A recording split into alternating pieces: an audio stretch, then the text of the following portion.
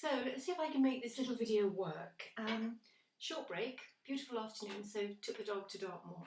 So feeling kind of hot and windswept now, but want to get this done. So we got as far as the silver leaf, and I want to show you what I do. So yeah, I was saying maybe go to Venice and come back with some photographs, or go down the road and come back with some photographs, or anything that's inspiring. And then maybe do a painting, kind of abstracting, bringing in different colours and reflections and ideas that I pick up. Or for people who don't feel inclined to nip off to Venice or even down the road, sometimes what I do is I'll just buy some wrapping paper and stick it on a piece of cardboard and then paint on top of it and add gold leaf and things to it. So it just creates something that is your own. Or one here is literally just really simple lines of grey squiggly lines with little blobs of white and grey paint, and then iridescence, and then I might put in silver or what have you. The idea then is after I've created, I call them boards, a number of boards, I will then cut them up. But first of all, just for simplicity's sake, mark them out, measure them and mark them, and cut them up into rectangles. Try and get through. I might go through this later on and do it in detail, but this is the outline, and then you can see if you want to follow me. The board that I use is offcuts of mounting cards. So you have a mounting board. People usually just take the frame, and often what you're left with is insert, which you can buy really cheaply. I think I paid £2 for a whole bundle of it, and it lasts me for ages. So then I paint on top, cut it up, and when I've cut them up, I will stick them onto another piece of mounting card, as that. I use this stuff, cheapy children's PVA glue, cheapest you can get, works better than anything.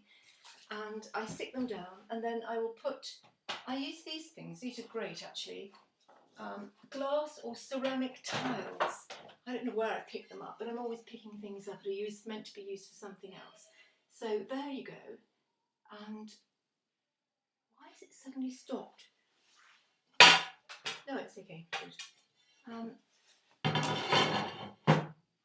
So then what I do is I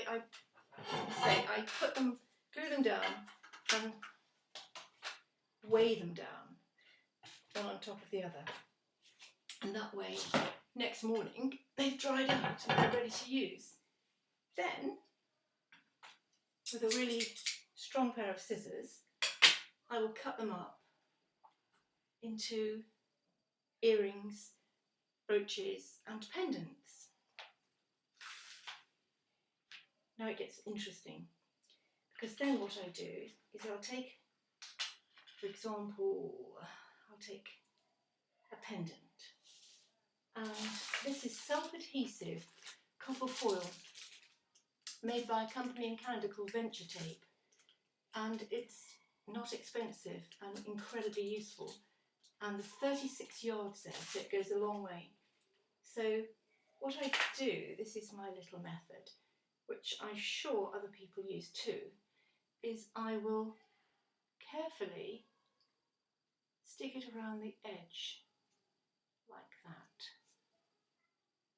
so that it just comes to the edge of the painted surface, and just push it against the back with my finger. Then I'll just tear it off like that.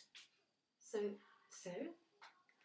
And then I find a very old silver teaspoon. This is one that I used to eat boiled eggs with when I was 5, and I've managed to keep it. It's even got my teeth marks in. So that's my little bit of thing, or you can pick one up from a junk shop. Then I just score it along the back and along the front, so you sort of bevel over the little tiny bit of the front, like that. And what happens then is that when the resin goes on, it naturally domes. It butts up against the copper at the edge, and the copper stops it from flowing over the edge. Voila! I don't know if you can see.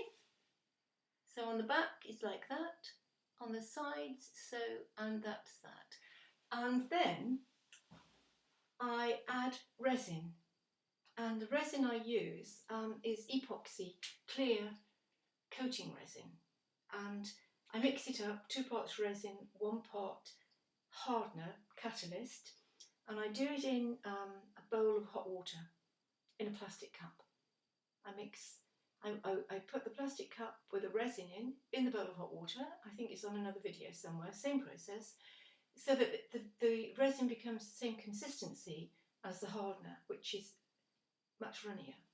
And then I use what's called a pastet, or I tend to call it a pipette.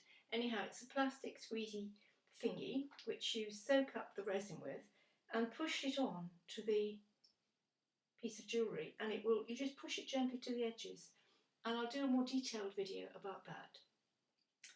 And we take it to that stage. Oh yes, and one of the other things I do, if I'm making earrings, for example, I've got this metal, it's like a bradawl, but for women, a tiny little bradawl.